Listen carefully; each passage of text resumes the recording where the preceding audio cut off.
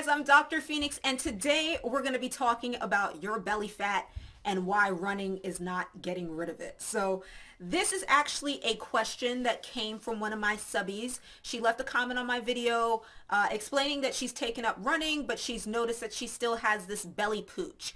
And I decided to do this video because it's something that is very, very common amongst runners and exercises in general, but especially runners. I see it a lot. It's something that I have noticed with people through my experience, and it was a topic that I thought was going to be very helpful to a lot of you guys who are runners, who have taken up running because you want to lose weight. So let's start off, okay? Why do people take up running when they're trying to lose weight? For two main reasons. One, because it's very simple and straightforward. You really can't mess up running. It's just kind of intuitive, okay?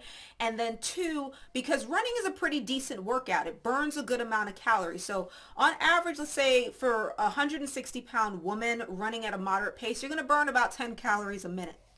So that's pretty decent. So it makes a lot of sense why people take up running to lose weight, both men and women.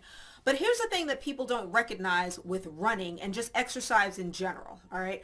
Our bodies are very, very smart. And what ends up happening is over time with doing the same exercise over and over and over again, we get pretty good at it and our body begins to adapt. Our body even begins to burn less calories over time with doing the same exercise repetitiously. So just think about it if that doesn't make any sense to you. When you first start exercising, if you're someone who's never really exercised before and you get up off the couch and then just go outside and run 4 miles, you're going to be very sore the next day. That's because your body is not adapted to it. It's a very new type of lifestyle for you, a new type of workout, so you're going to be sore. But let's say you get up every single morning and you do the same exercise habitually. After a couple weeks, or maybe for some people a few days, you're not going to feel sore anymore. And that's because your body has begun to adapt to the exercise. And studies actually show that your body will start to burn fewer and fewer calories, even though you're doing the same exercise every single day. It's just the result of adaptation and our bodies being very efficient machines. So how do we stop this adaptation? What's the solution to this? Well, it's actually very, very simple. We've got to throw a curveball at our bodies every now and then. And very simple, one simple way of throwing a curveball is to incorporate high intensity interval training. So HIIT, as you guys have seen, or just interval training. But basically, high intensity interval training is a type of protocol where we're going to exercise at a high intensity for an X amount of time. Then we scale it back and we exercise at a low intensity. This is all during the same workout. So let's take running, for example. Very simple high intensity interval training protocol. We go outside.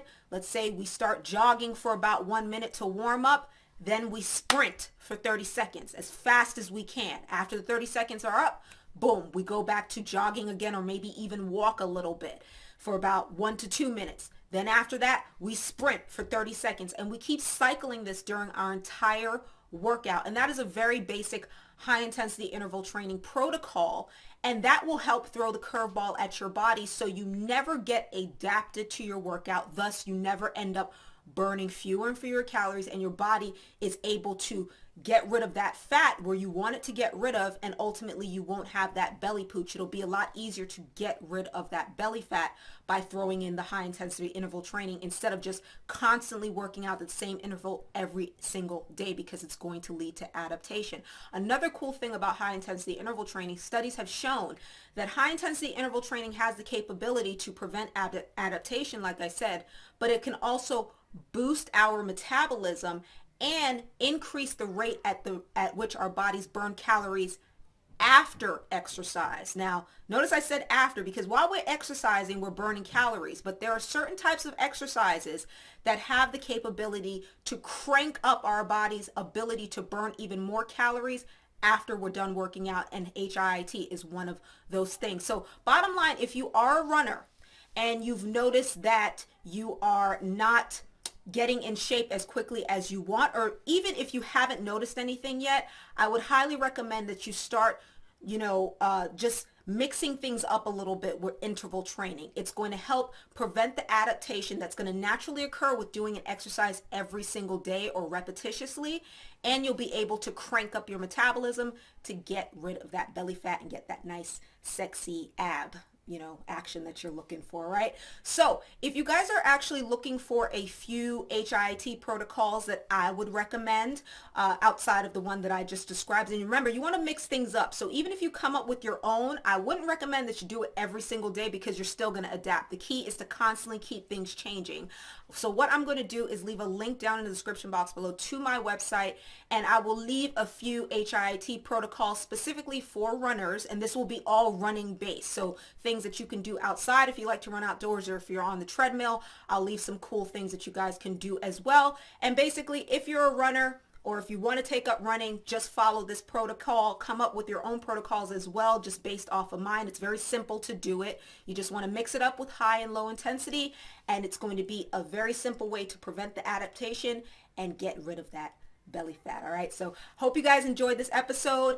My pleasure as always, and I will see you guys in another episode of my Fit 4 in 1 very, very soon. Peace.